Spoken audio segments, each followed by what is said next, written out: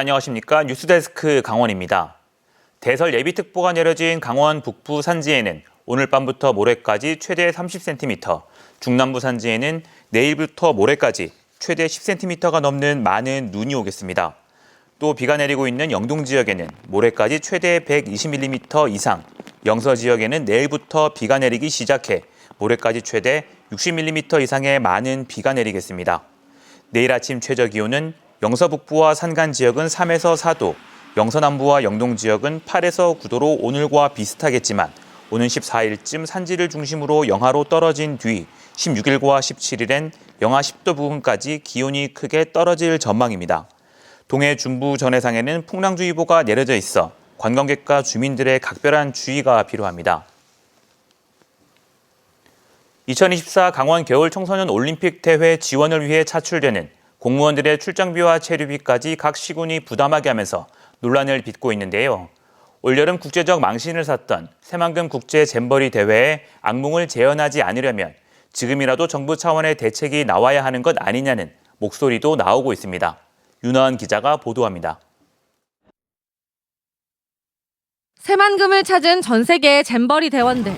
그늘 한 점 없는 뙤약볕에 그대로 노출되면서 온열 환자가 속출했고 뒤늦게 냉방버스 등이 투입됐지만 상황을 완전히 되돌리지 못했습니다.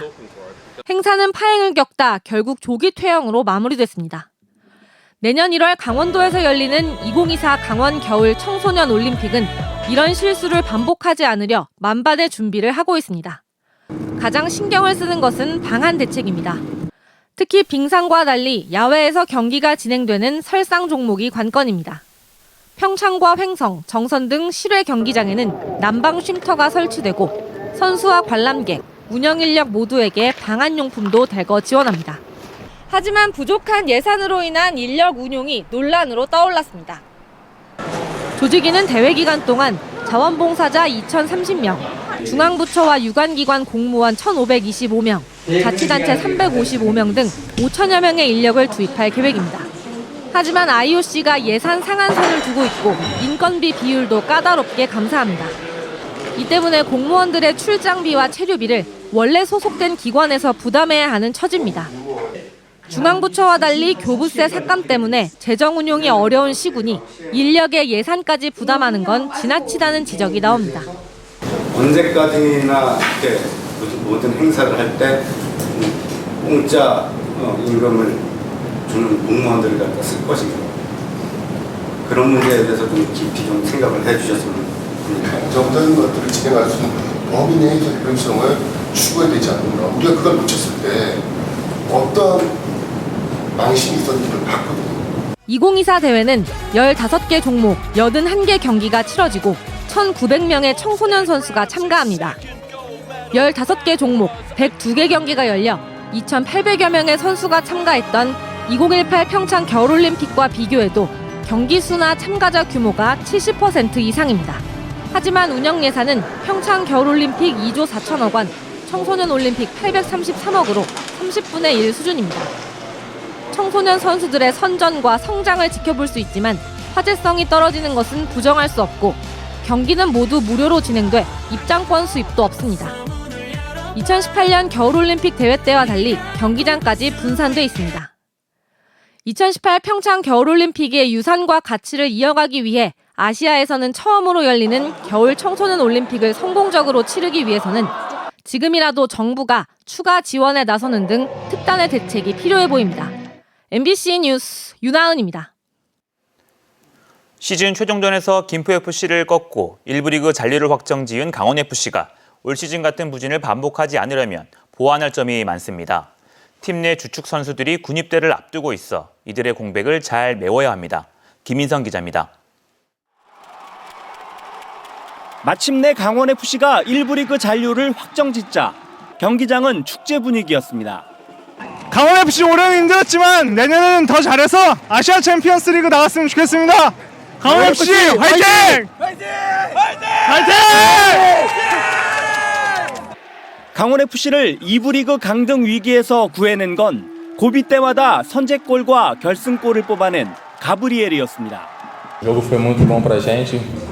Graças a Deus conseguimos nosso objetivo. A gente lutou e eu pude ser feliz em fazer 2 gols da vitória. 2부 리그 강등 위기에 내몰릴 정도로 올 시즌 내내 강원FC를 괴롭혔던 건 리그 최하위를 기록한 빈곤한 득점력이었습니다. 다행히 시즌 막바지 공격수들의 득점력이 살아났지만 내년엔 공격수들이 더욱 분발해야 합니다. 저희가 이제 스플릿 들어와서 좀 경기력이 많이 보완되고 되게 좋아졌었는데 이 부분을 저희가 또 까먹지 않고 좀 동계부터 또 잘 준비한다면은 내년에는 아마 올해보다 더 좋은 팀이 되지 않을까 그렇게 생각합니다. 시즌 중 양현준 선수의 이적으로 위기를 겪었던 강원은 또다시 올 시즌을 끝으로 상무에 입대하는 김대원과 서민우 선수의 공백을 메워야 하는 과제도 남았습니다. 특히 필요한 포지션에 꼭 필요한 선수들을 서둘러 보강해 좀 더 세심하게 내년 시즌을 준비해야 합니다.